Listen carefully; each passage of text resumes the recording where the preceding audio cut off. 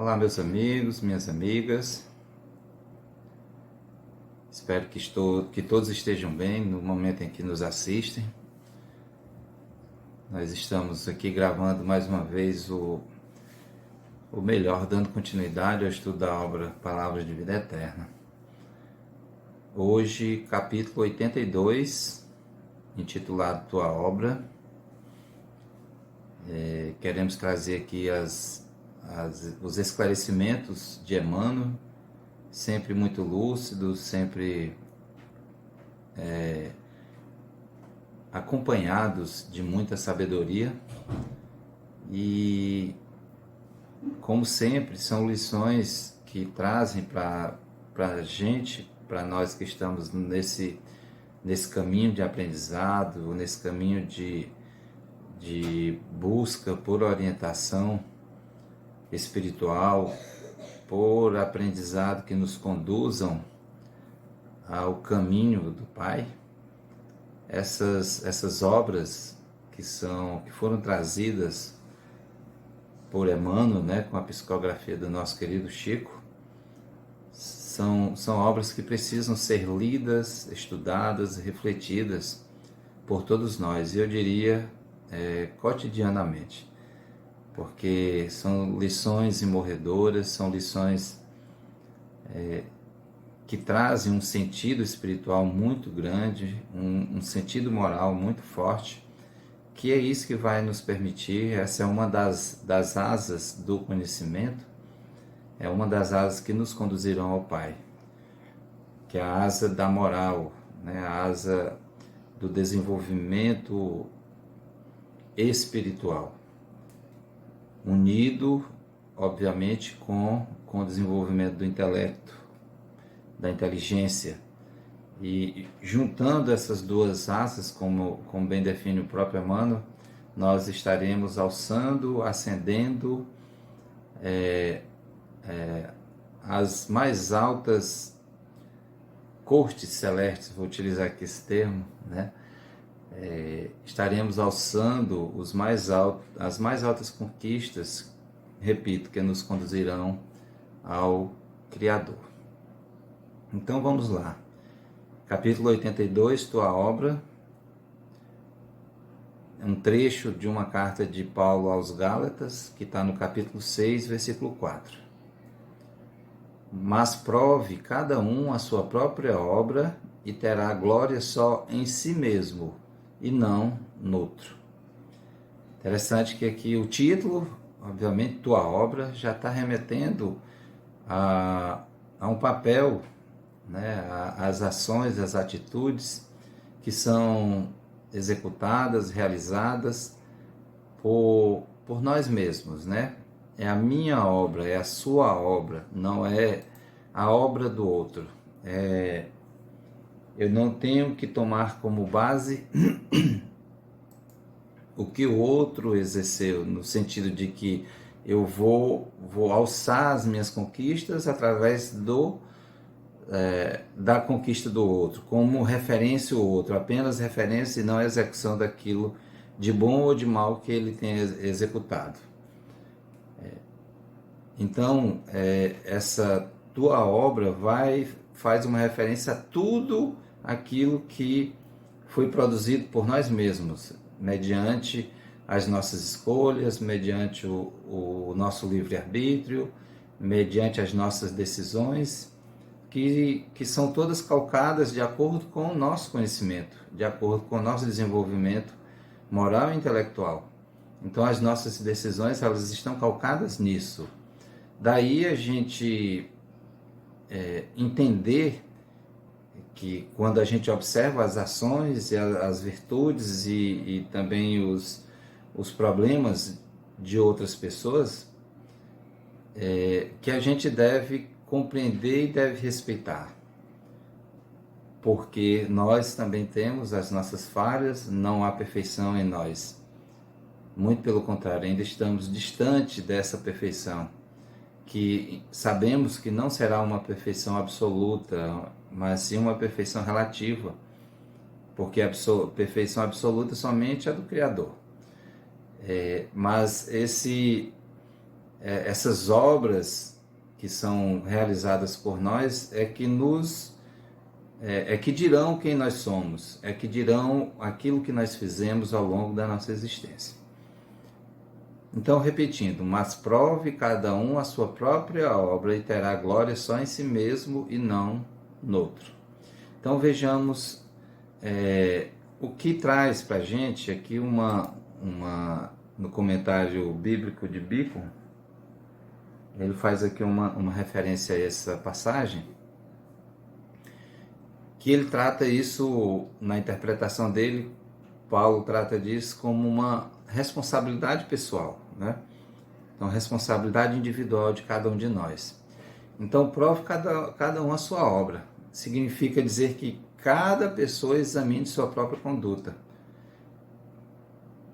Que cada pessoa sinta e pressinta e perceba também a obra de Deus nele. Ou seja, quando eu me abro para esse mundo novo da religiosidade, da espiritualidade, melhor falando, quando eu me abro para esses conhecimentos, eu passo a obter um olhar diferente, eu passo a ter uma aproximação maior com o Criador, porque a partir disso eu estarei vislumbrando, visualizando novos horizontes. E isso cabe a cada um de nós.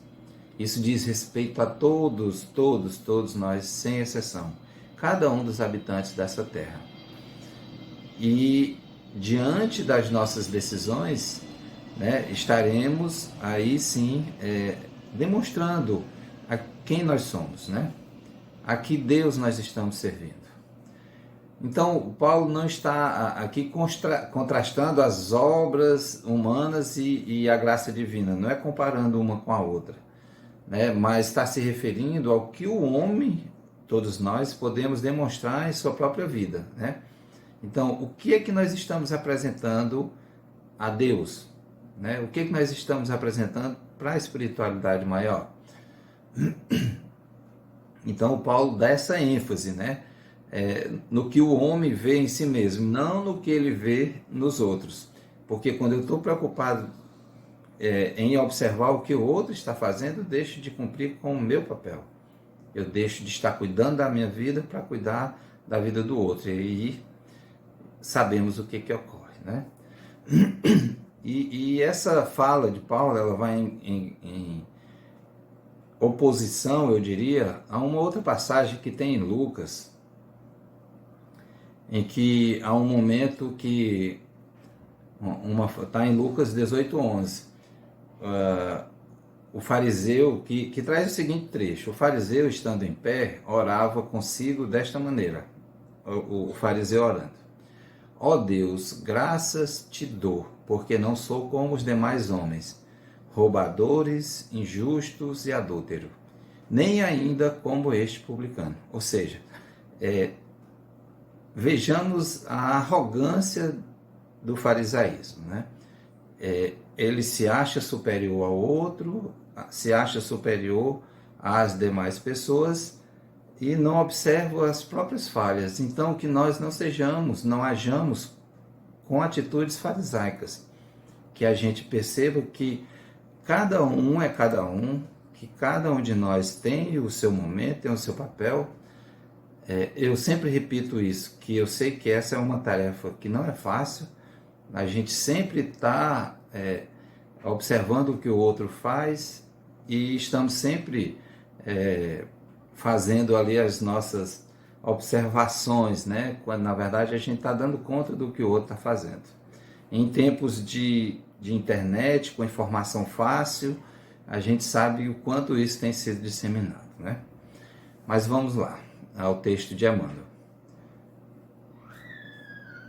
Ainda mesmo que te sintas em lugar impróprio às tuas aptidões e mesmo que as tuas atividades pareçam sem qualquer importância, lembra-te de que a lei do Senhor te coloca presentemente na condição em que podes produzir melhor e aprender com mais segurança. Então aqui é uma questão que é muito comum nos ambientes de trabalho. Uma pessoa almeja alçar um determinado cargo e ali começa a utilizar, vamos dizer assim, a observar muito o que o outro está fazendo, mas não o que está fazendo de correto, o que ocupa aquela determinada função que aquela pessoa tem o interesse ou o objetivo de galgar, né? Mas aquele que está interessado, ele não observa a parte positiva que está sendo realizada por aquele irmão em Cristo, né? Mas nos erros que ele comete, que é justamente para poder jogar um veneno sobre aquilo, sair espalhando, falando de modo negativo acerca da pessoa. Tens assim, e isso é muito comum, né? A gente sabe que é comum, lamentavelmente. Eu citei aqui um ambiente de trabalho porque talvez seja o mais corriqueiro. Tens assim a tua obra particular intransferível na execução do plano universal de Deus. Então a minha obra é a minha obra. É intransferível. É a nossa digital. Vai estar registrada lá. A minha digital, a sua digital, a digital dos mais de 200 milhões de brasileiros e a digital de toda a população do nosso planeta, que já está aí na casa dos 6, 7 bilhões, né? 7, 8 bilhões de pessoas encarnadas. Não aspires, desse modo, a assumir de imediato as responsabilidades daqueles que se encontram expostos à multidão, a pretexto de desempenhares um mandato especial ante a providência divina. Veja que coisa importante. Não aspires, desse modo, a assumir de imediato as responsabilidades daqueles que se encontram expostos à multidão.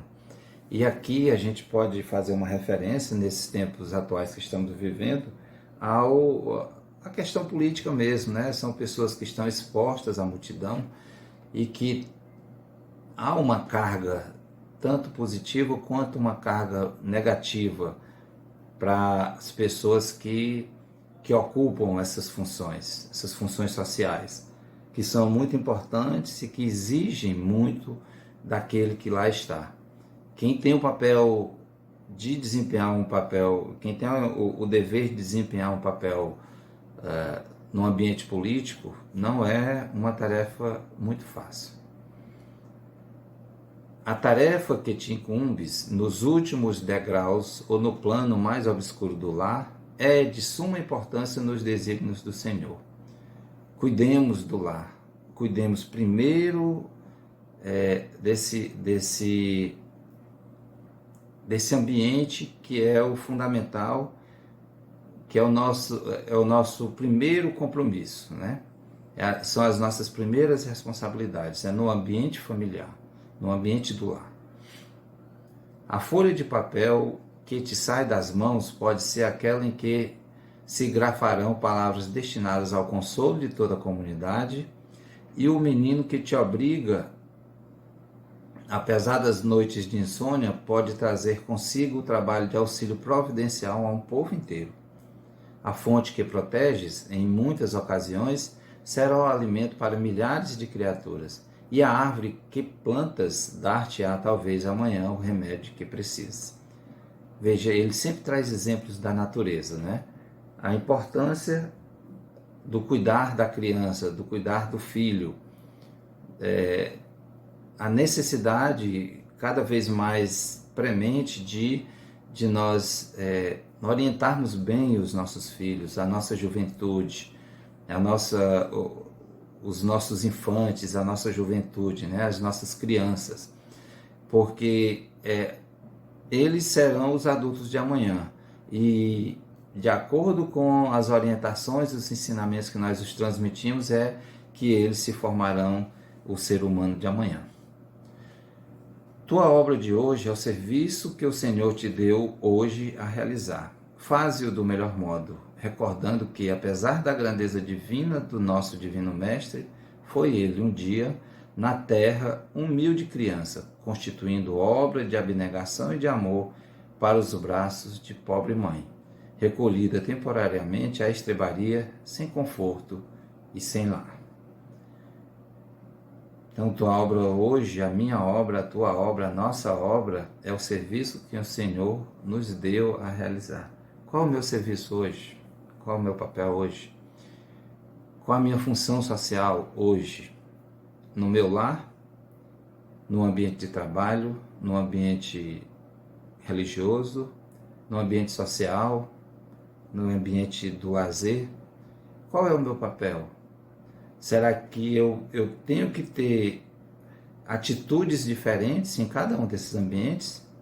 Ou eu sou um ser único que tem a sua compreensão de mundo de hoje e que tem a responsabilidade de transmitir os conhecimentos que foram adquiridos, sem presunção, sem achar que compreende mais que outro, sem essa ilusão de imaginar que é superior a alguém, mas na simplicidade do saber, na simplicidade daquilo que temos adquirido de conhecimento, é nosso dever transmitir.